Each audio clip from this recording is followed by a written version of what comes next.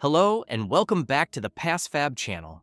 If you have been trying to factory reset your iPhone but find yourself stuck because the device is asking for an Apple ID password you don't remember, you aren't out of options.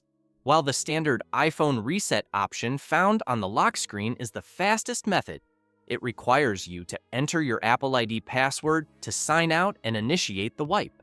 But if you don't have that password, then you're in the right place.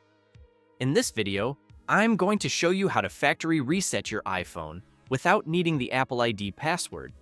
The first method is the official iPhone reset using iTunes or Finder on a computer. To start, you must put your iPhone into recovery mode. For most modern models, this involves quickly pressing and releasing the volume up button, then the volume down button, and finally holding the side power button until the recovery screen appears.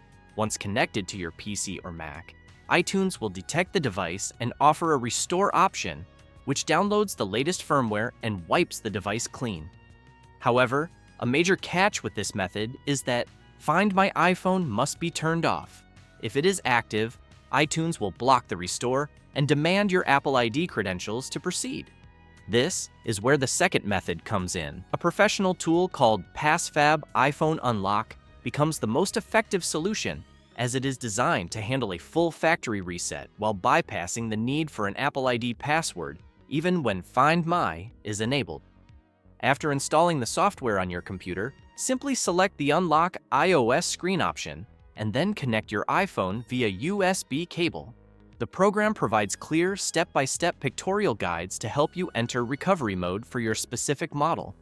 Once the device is recognized, click Download to obtain the necessary firmware package, and then hit Start to Remove to begin the reset process. After a few minutes, your iPhone will restart at the Hello Setup screen, completely wiped and ready to be set up as a brand new device without any previous data or Apple ID restrictions.